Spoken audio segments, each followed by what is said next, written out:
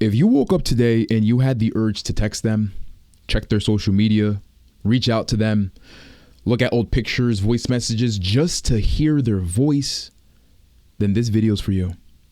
The first 24 hours of no contact, of detoxing, feels like the hardest thing to do in the world. Because right now, in this very moment, it probably is. But I want to remind you that it's also the most important step you'll ever take towards your healing. So if you're in this season where maybe you're going through divorce, breakup, separation, maybe you're in this weird phase where you're in this situationship, you don't know what to do next, I'm telling you, going into no contact will give you at least clarity in the very least.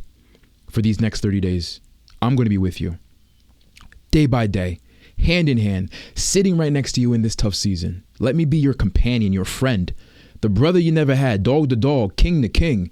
Queens, I'm talking to you as a friend, as maybe an older brother or younger brother that you never had. Someone to just sit with you in this tough season. The friend I wish I had. It's so easy to isolate. And oftentimes people give you advice that comes from a helping place, but it ends up not helping at all. Love yourself. Move on. Distract yourself. Start dating. Find someone new. Replace them. No. I'm going to give you just one simple advice in this very first 24 hours. I want you to give yourself permission to feel. I want you to sit in it. Literally, sit in it. Give yourself permission. And if you're a supportive friend that's there for someone, trying to be there for them, allow them to just feel. You don't have to have all the right answers or right things to say. And if you think someone would benefit by hearing this episode, hearing this video, podcast, whatever it may be, however you stumble upon this, share it with them. You came across this video, you came across this podcast, you came across this episode for a reason, whether you're watching on YouTube, on Apple Podcasts, Spotify, whatever platform. You clicked on this, you started listening to this, you stumbled across this for a reason. And society tells us to deal with the suffering we're experiencing right now, these first 24 hours, in one of three unhealthy ways. It tells us to suppress our emotions. It tells us to silence our emotions, not to talk about it, or to also, the third S, to sedate it. Use drugs or distractions, working out, something along those lines. And I'm telling you now, the healthiest S to do is to sit in it. Give yourself permission to feel. That's it. Nothing more. It's going to be painful. It's going to be uncomfortable. It's going to feel like you're dying. I'm telling you. And that's actually a good thing. Because in the beginning stages, it's going to feel unbearable. By the way, I'm Deese. Welcome to the Pieces to Peace podcast. And I want to remind you that we are one conversation away from a shift in perspective that can lead to a decision that can change our entire life. So let's have that conversation. In the beginning stages of no contact, I call it detoxing. Honestly, I call it a 30-day detox rule with parameters, with criterias and things that you should follow. For these next 30 days, I'll hold your hand so that by the end of it, you will be exactly where you need to be. Oftentimes people always ask me, whether it's clients I work with one-on-one, I offer one-on-one coaching, or in the healing community, I have a healing space where honestly, if you feel like you're struggling, you want to be held accountable, check it out. Pieces to Peace is a healing community. There's a 7-day free trial. But I tell people this all the time. They say, what do I do after the 30 days? After we're done doing no contact for 30 days, what do I do? And I tell them, first of all, right now in this very moment, that's not the best question or place to look. Not the question to ask, not the place to look. Because the real question we should be asking is, what are we going to be doing during these 30 days? And that's what this video is about. That's what these next videos are about.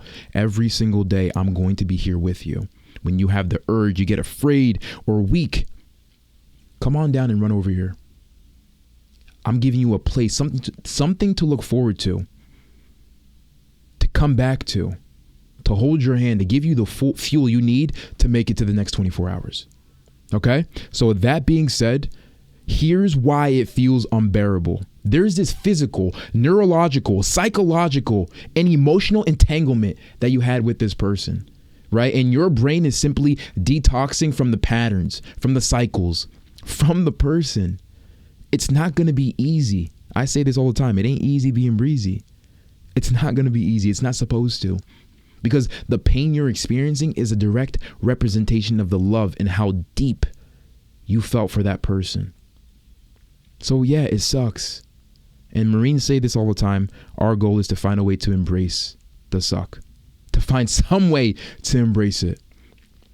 But I want to remind you, every time you reach out, every time you scroll through their social media, read old text messages, look at old pictures, take a trip down memory lane, every time you do that, you are reopening a wound that's trying to heal. You are reliving and re-experiencing the heartbreak in micro doses. So I want to remind you how crucial and sacred and protective you need to be with your healing and in your peace. And it's okay to go into this temporary season of solitude. Don't stay there for too long. But if you just want to come and watch these videos on your own time, privately, let this be the safe space and place for you to patch yourself back together. And I want you to know that this isn't weakness. This is your nervous system. This is your heart. This is your mind. This is your soul detoxing and freeing from a pattern that it was once intertwined with. So yeah, it's going to feel unbearable. It's literally cutting off the supply you once relied on. Your nervous system relied on this supply for self-soothing, for reassurance, for groundedness, and now it's gone. Now you need to teach yourself how to recenter and reprogram and reframe and soothe yourself without needing anybody else. So to a degree, it's not weakness. A portion of it is biology. The cravings your body is trying to self-soothe in its old ways. Now you need to teach it new ones. But today, I'm here to teach you exactly that. To teach your nervous system the truth, which is you can survive without them. You will survive without them. You're going to be okay. I promise you, you will be okay. And in CBT, cognitive behavioral therapy, the thoughts you're having right now, I need to reach out or I'll go crazy. I need to hear from them so I can feel okay. I need them back. I'm not okay. I feel like a piece of me is missing. I just want to remind you that those are simply just a thought. Your thoughts are not your reality. Those thoughts are coming from your broken heart. And you can observe it and you can label it and name it for what it is. That's a craving thought. That's from my broken heart. But it's not my reality. And it's going to pass without me acting on it. Remind yourself that. Remind yourself that these emotions, these cravings, every time you overcome it, every time you fight through it, every time you don't allow yourself to fall victim to it by taking action on those urges and those cravings, you're actually, in fact, choosing yourself. You're actually, in fact, allowing yourself to be like, you know what? I'm in power. I'm not weak. I'm actually strong. I'm actually getting stronger. And I want to talk about this scripture right here. 2 Corinthians 12 verse 9 reminds you. And it says, "But he said to me, my grace is sufficient for you, for my power is made perfect in weakness. Therefore, I will boast all the more gladly about my weakness, so that Christ's power may rest on me." Just as your nervous system, right? You're teaching it something new. This verse reminds you that you don't have to rely on your own strength. In that moment of weakness is the very moment God can step in and give you the strength you need to move forward, to muscle through those thoughts, those cravings, the emotional storms that are passing through. Storms, exactly for what it is. Right? And reminding yourself that you are not the storm. You are not these emotions. They're just passing through. And what I mean by that is the moment you start being able to name the emotions, you start being able to identify what it is, a storm that's passing through, you can acknowledge that you're simply just experiencing it. You're feeling the rain, but you're not the storm. And you trust that above all those stormy clouds, the sun is still shining, and it will eventually reveal itself again. There are sunny days to come. That's what it is. It's not telling you to act okay and love yourself and distract. No, it's feel, sit in the storm, process your emotions, work through it, and understand that eventually it will pass. This too shall pass. That's what it's about. It's reminding yourself that, right? And I want you to remember that it's okay to have those shaky days. It's part of the process where you're going to struggle a little bit, right? You're going to have those urges for the first 24 hours. They're going to be very strong. But that verse simply reminds you that in that very space, in these very hours, the power of God can sustain you. And I want to give you a simple little cognitive behavioral therapy technique. When you have those urges, I want you to come up with something yourself that you can do when the urges inevitably show up. Whether you have a thought or a message you want to reach out to them, don't reach out. Write it down. Journal it. Add it to your notes. Find somewhere you can place it. Go for a walk. Drink water. Find something where the urges occur and you pivot towards an action where you can place that energy towards. For you, you start choosing you.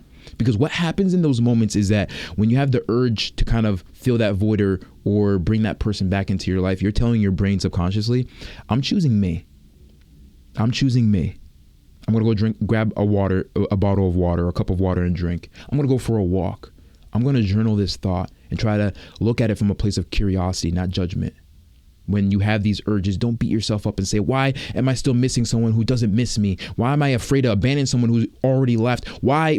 No, not in the judgment tone, but more so, wait, why do I still miss them? Let's investigate that. Why do I have this urge to reach out to them? What is my heart trying to tell me? What did this person make me feel that I can make myself feel? It's not a matter of why am I still stuck? It's, wait, why am I still attached? How did they make me feel? And how can I replace that with myself or something else?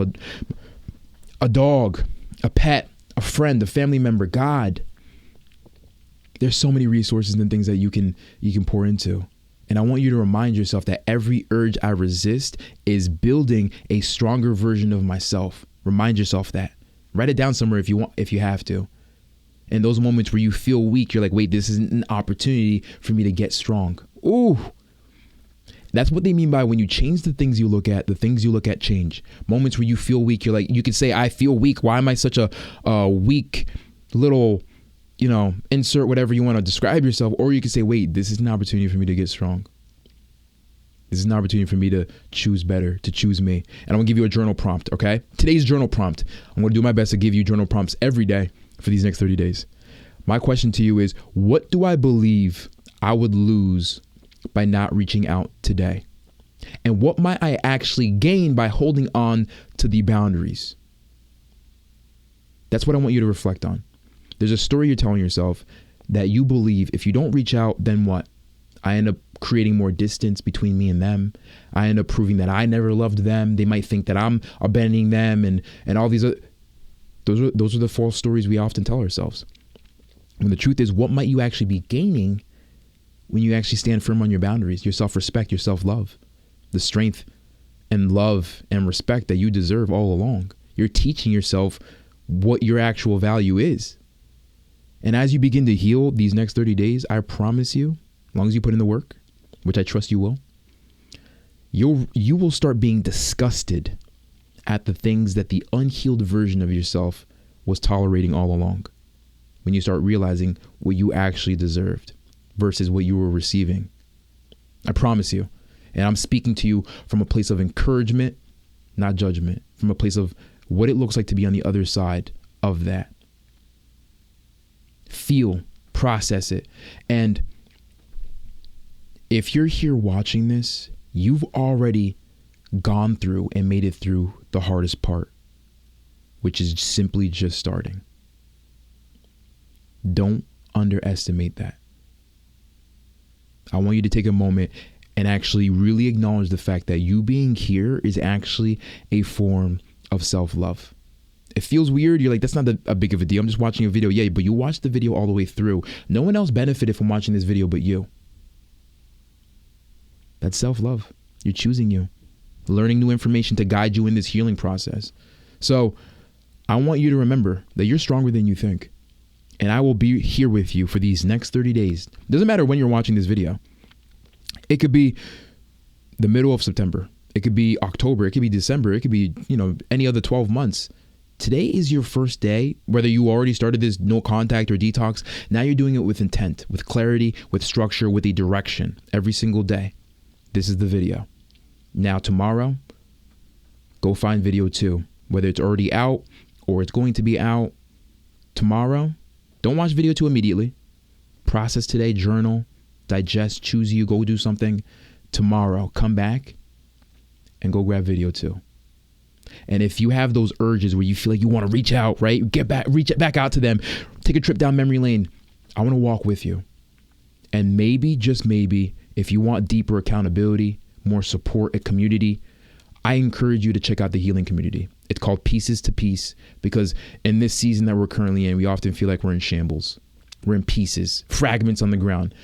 The goal of healing is simply grabbing those pieces and piecing ourselves back together to reclaim that peace that we currently feel like is lost. So Pieces to Peace is a safe space and environment so to keep you connected, to help you on this walk with other people that are on the same path. Anyways, thank you for watching, and I'll see you for tomorrow for day 2. And I want to remind you this. You don't have to change the world. Just don't leave it the same. You don't have to change the world. Just don't leave it the same. So live hard, love deeply, laugh a lot, leave people better than how you found them. Until next time, thank you so much. Peace from these.